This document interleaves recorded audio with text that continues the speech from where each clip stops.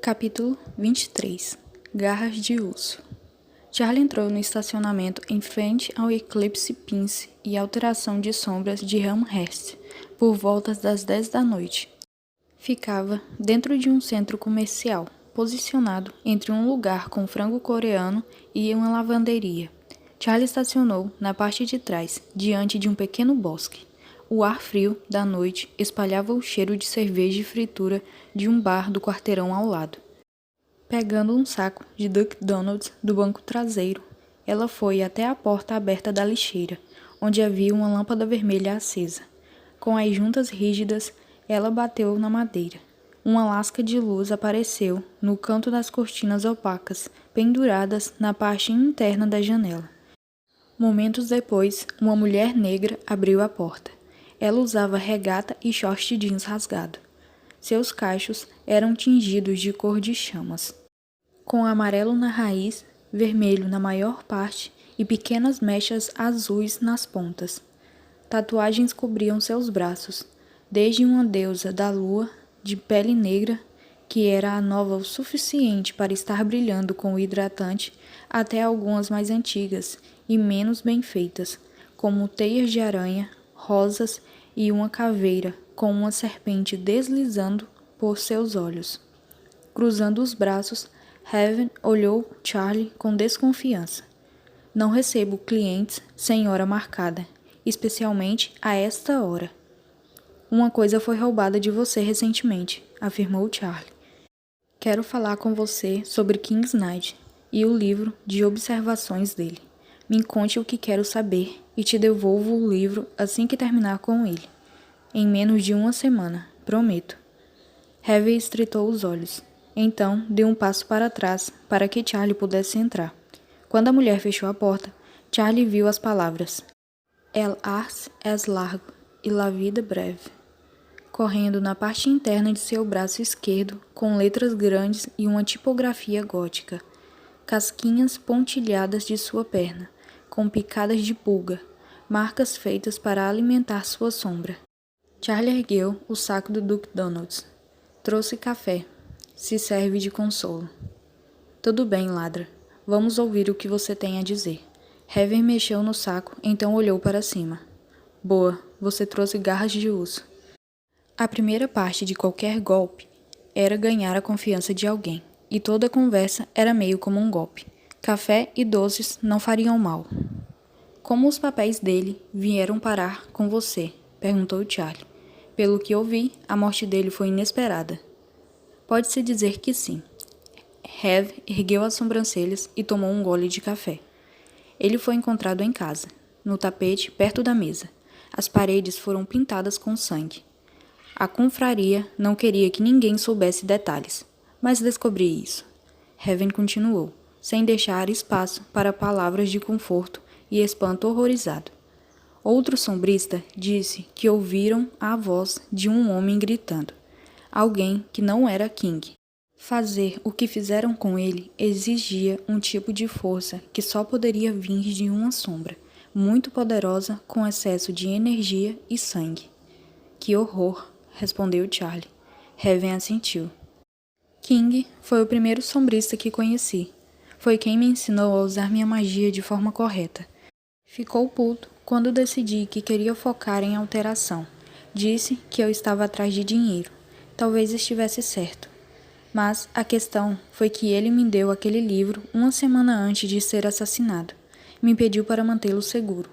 Ele tinha informações que poderiam roubar uma pessoa importante. Ter isso contra essa pessoa o mantinha seguro. E não apenas ele. Parece que estava errado sobre isso. Lionel Saltz? Perguntou Charlie. Heaven lhe lançou um olhar estranho. Quem sabe, aquele velho é uma aberração. Roubou a sombra que está usando. Dizem que muitas pessoas desaparecem na casa dele. Se isso é conhecimento geral, como a confraria nunca fez nada? Como King's Knight nunca usou o que tinha? Indagou Charlie. Heaven foi até um armário perto de uma pequena cozinha e pegou uma tigela de metal para cachorro. Tenho algumas coisas para fazer. Se importa, se eu trabalhar enquanto falo? Vá em frente, respondeu Charlie. Heavy abriu um frigobar embutido de canto atrás do balcão. Tirou um saco plástico de sangue e rasgou a borda com os dentes. Me passa uma daquelas canecas de café, pediu ela, apontando para a pia, onde alguns garfos e xícaras limpas estavam em um escorredor de plástico arranhado. Charlie olhou para ela incrédula. Você quer que eu faça o quê? Heaven sorriu. Canecas ao lado da pia. Pegue uma. Charlie escolheu um ao acaso. Dizia. Deu um chute no saco do dia de hoje. Heaven derramou o sangue na xícara e depois colocou no micro-ondas, ajustando o tempo para 1 minuto e meio.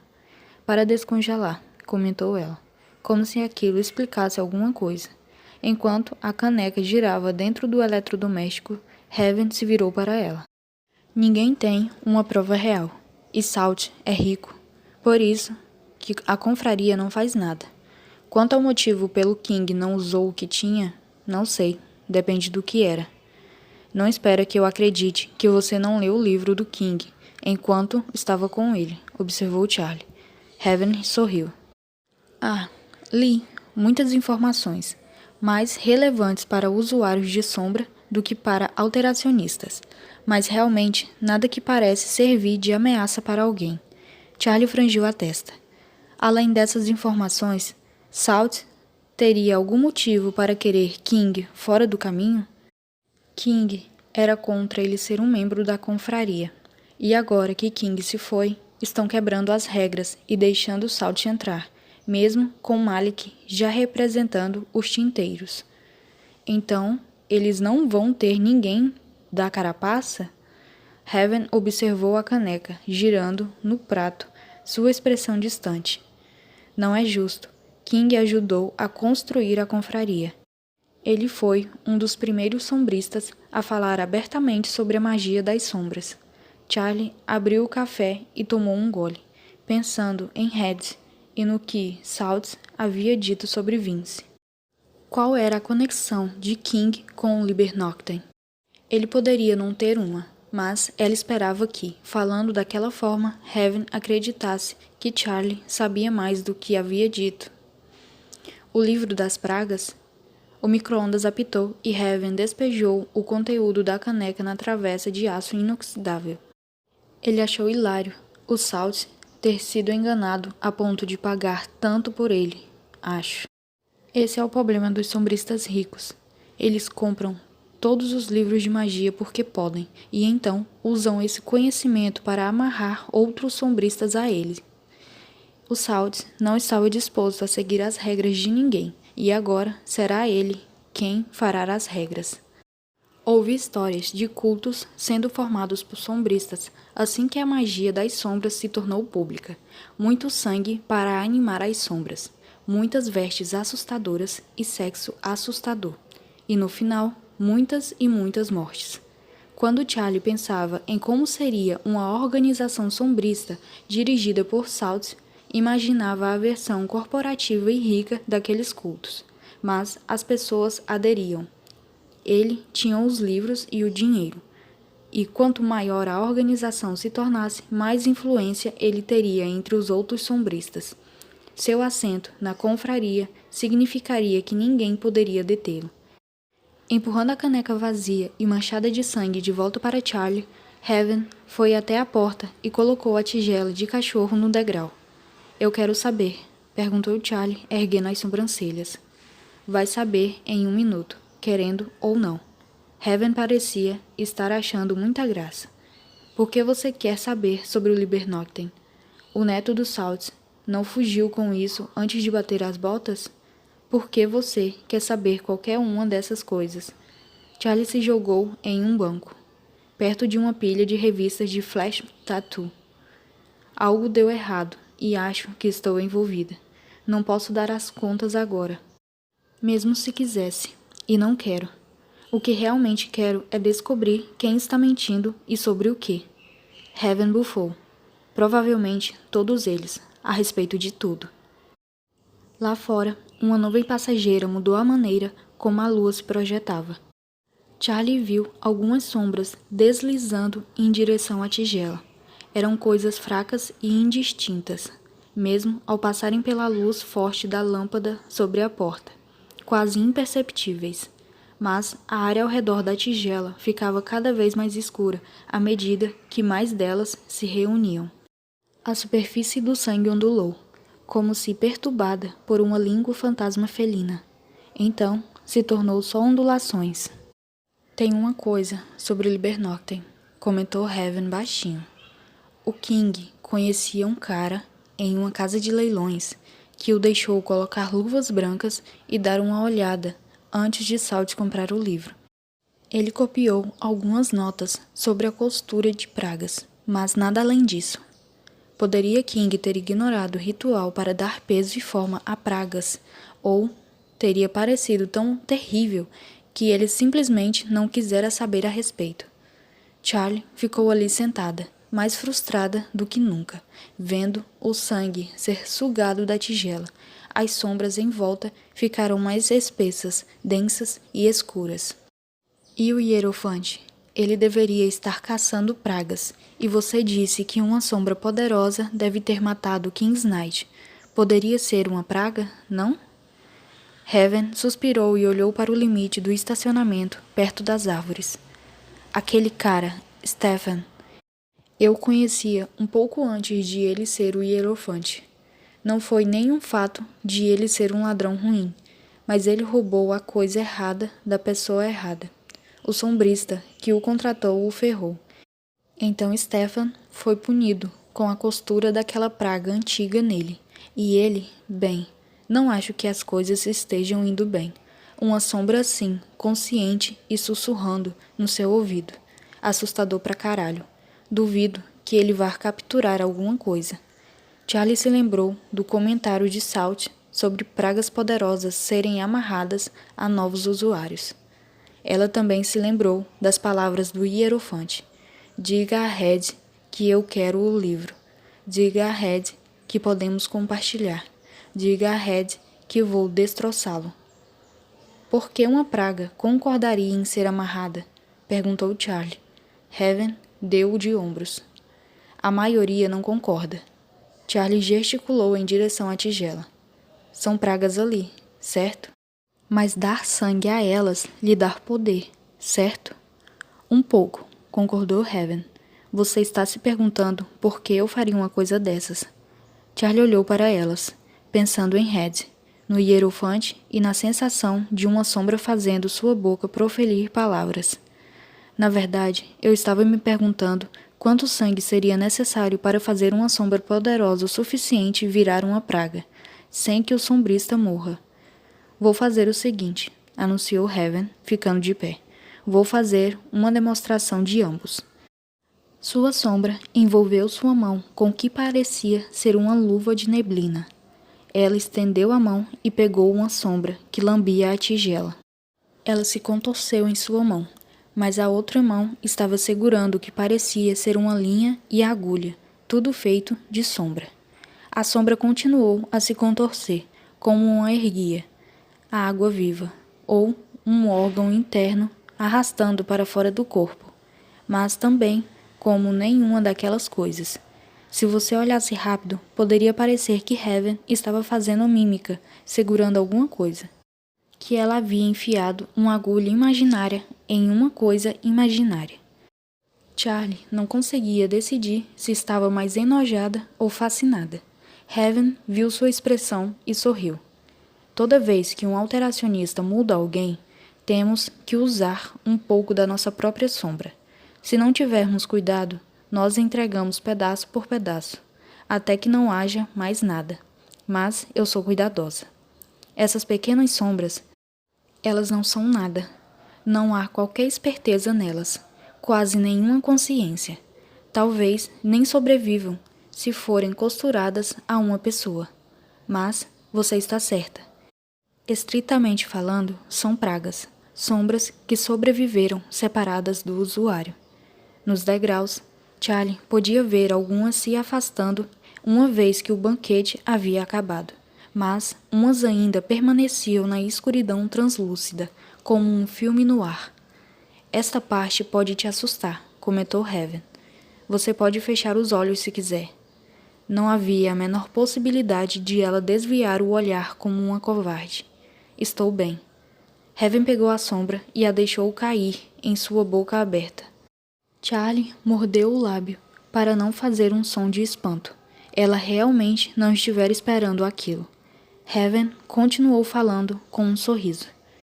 Quando um sombrista coloca um pedaço de sua consciência na sombra, eles desenvolvem uma espécie de homúnculo. O poder é apenas uma parte do que faz uma praga surgir. Se você não quer que sua sombra fique separada de você, não a considere uma coisa separada. Nunca dê o nome a ela. E nunca a alimente com o sangue que não é seu, porque significa dar a ela uma energia que também não é sua. Charlie assentiu. Mas a maioria das pragas é formada no leito da morte. Sombristas costumam empurrar parte de si para a sombra nesse último momento. Em geral, todo o medo e a dor.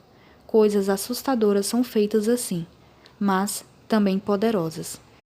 Criar uma praga sem isso provavelmente exigiria roubar energia. Talvez por meio do leito de morte de uma pessoa e no sangue da outra pessoa. Charlie pensou em Salt e no que ele havia feito com ela, nos dedos dela em volta de uma faca. Se for poderosa o suficiente, pode controlar você? Pode fazer de você um típere? Heaven a analisou por um bom tempo. Nunca ouvi falar de uma sombra que conseguisse controlar a pessoa a quem está ligada. Mas só há uma maneira de estar totalmente segura: não ter sombra nenhuma. Os sem sombra não podem ser controlados. Há uma porta fechada dentro deles. Os sem sombras não podem ser controlados. Poderia ser por isso que Vince tinha arrancado a sombra dele? Para evitar ser um títere do avô do jeito que ela tinha sido? Para evitar ser controlado por Red? Heaven se virou para Charlie. Acho que são respostas suficientes para você. E pode ter certeza de que, se você me foder, vou me certificar de que você seja a próxima hierofante, com algo antigo assustador em seu ouvido, enquanto você persegue pragas, até que uma delas te pegue e te devore inteira. Vou trazer os papéis do King, prometeu Charlie. Traga mais garras de urso então, adicionou Heaven, enviando Charlie de volta para uma noite que parecia mais cheia de sombra do que antes. Na tarde seguinte, Charlie estava sentado à mesa da cozinha com uma caneta em cada mão e 2 folhas de papel de caderno com bordas gastas abaixo. Em um movimento sincronizado, ela escreveria as mesmas palavras repetidas vezes em ambas as páginas. Ei, estúpida, seu cérebro já está partido? Eu não sabia que você era ambidestra, comentou Posey, franzindo a testa para a irmã. Não sei se sou, respondeu Charlie, mas talvez seja boa o suficiente. Posey pegou um refrigerante alcoólico na geladeira e o abriu. Ela se apoiou no balcão, observando Charlie escrever. Você sente que sua consciência está se bifurcando? Charlie suspirou e parou de escrever. Não sei. Se estivesse, o que eu conseguiria fazer? Posey apontou para a sombra de Charlie. Tente mover os dedos. Quer dizer, aqueles dedos. Charlie franziu a testa para se concentrar, focando em tentar sentir mãos que não estavam presas a ela. Mas, por mais que ela olhasse ou tentasse mudar sua consciência ou permanecesse em 2 lugares ao mesmo tempo, não havia nenhuma mudança perceptível. Posey balançou a cabeça. Certo, que tal um alongamento? Aquilo pareceu ainda mais difícil para Charlie. Ela obedeceu, tentando imaginar sua sombra se espalhando, como se estivesse derretendo. Ela tentou fazê-la escorrer, mesmo apenas borrar um pouco as bordas. De novo, nada. Estou tentando, garantiu ela a Posey, antecipando uma possível crítica. Talvez você possa tentar habitar sua sombra, sugeriu a irmã. Charlie ergueu as mãos em frustração. O que isso significa? Posey deu de ombros. Elas continuaram assim, com sua irmã procurando exercícios online e Charlie ficando cada vez mais frustrada. Enfim, Posey tinha uma chamada de Zoom com um cliente, encerrando a sessão das duas. Charlie ficou aliviada ao desistir. Ela pegou o próprio laptop e olhou para a tela. Com um suspiro, abriu o arquivo sobre a morte de Edmund Carver, copiando o nome da garota cujo corpo havia sido encontrado no carro com o dele, e colocando no mecanismo de busca. Rose Alaband. Não havia muitas menções a ela, sendo a mais longa de uma semana depois de ela desaparecer.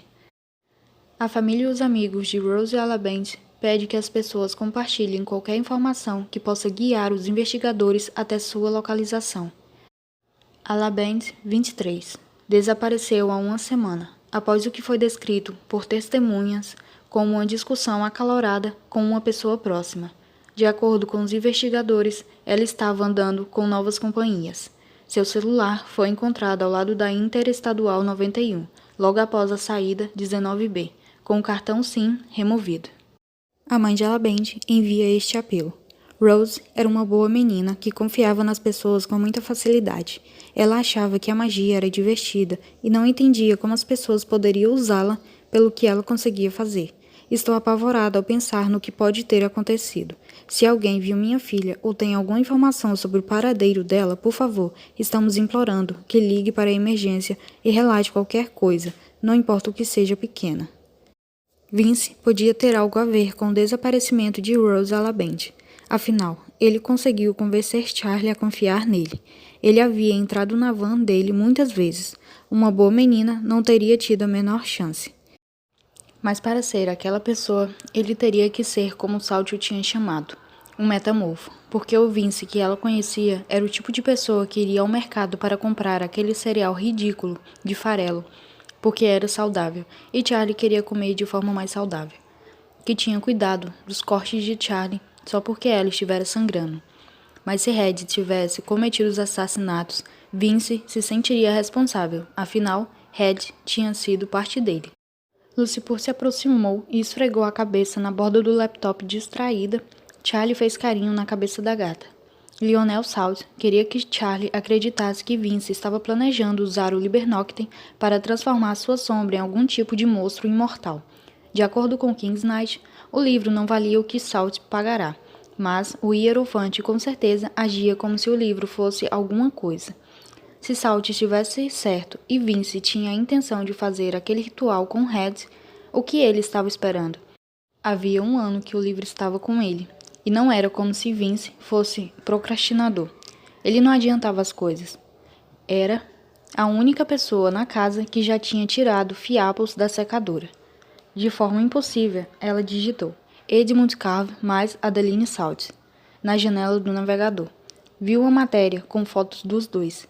Vince com um lenço no pescoço, Adeline pendurada em seu ombro como se tentasse parecer muito mais sóbria do que estava, com uma manchinha de batom no canto da boca. Então, achou um texto de um blog de fofocas, com fotos aéreas de algumas pessoas em um iate. Charlie apertou os olhos. Na proa, 2 corpos estavam grudados um no outro, meio escondidos em um sobreiro. O cabelo loiro da mulher estava jogado para o lado, e o top do biquíni levantado. O homem estava curvado sobre ela, mas Charlie o conhecia mesmo sem ver seu rosto. Ela conhecia os dois, Adeline e Vince. Herdeira, traindo magnata do transporte marítimo. Charlie não podia deixar de lembrar de como Adeline havia dito abertamente estar feliz por Vince e Charlie não estarem mais juntos. E todas aquelas fotos de Adeline e Edmund em todos aqueles eventos para angariar fundos, além de bailes e festas em Nova York. Nunca outra pessoa ao lado dele ou dela. Era difícil não pensar na foto da carteira dele. Posey entrou, encostou-se no batente da porta. Estava segurando um maço gasto de cartas de tarô. O que você está olhando? A prova de que a maldição da família Hall é real. Charlie respondeu e fechou o laptop. Que tal embaralhar e escolher 3 cartas? Charlie lhe lançou um olhar. Ah, qual é? Pense no tarô como uma ferramenta psicológica, explicou Posey, acessando o subconsciente. Jung era super a favor, e você precisa acessar a parte da sua mente que está te impedindo de ser uma sombrista. Tudo bem, cedeu Charlie, pegando a pilha de cartas. Ela as embaralhou como se estivesse prestes a jogar pôquer. Concentre-se na sua pergunta, orientou Posey. Ajuda se você fechar os olhos. Pergunte às cartas o que está bloqueando sua magia. Mas o que Charlie queria saber era sobre Red. Ela virou as 3 cartas do topo sem olhar e as entregou a Posey. Talvez fosse por aquilo que as pessoas procuravam médiuns, no final das contas, porque precisavam de ajuda e tinham parado de se importar com o modo como as conseguiam. Qualquer porto seguro, no meio da porra da tempestade. São todos os arcanjos maiores, comentou a irmã, franzindo a testa para as cartas. Interessante. O que significa? Posey não parecia feliz. Que algo grande está acontecendo. Certo, murmurou Charlie incerta. O que mais? Posey abaixou a primeira carta. O mago. A conversão do espiritual para o material. É uma carta de novos começos. Então, acho que isso é sobre você ser uma sombrista. Nada que não saibamos, retrucou Charlie, embora estivesse um pouco impressionada. Posey abaixou a segunda carta. O louco. Charlie revirou os olhos.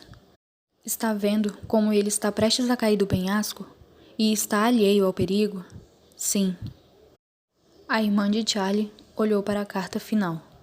Ergueu as sobrancelhas e sorriu. Ah, parece que tem um tabu que você corre o risco de quebrar. Charlie franziu a testa. Que carta é essa? Posey mostrou a ela. Uma figura religiosa estava sentada em um trono, com vestes vermelhas e as mãos erguidas, enquanto 2 monges se ajoelhavam diante dela, o hierofante.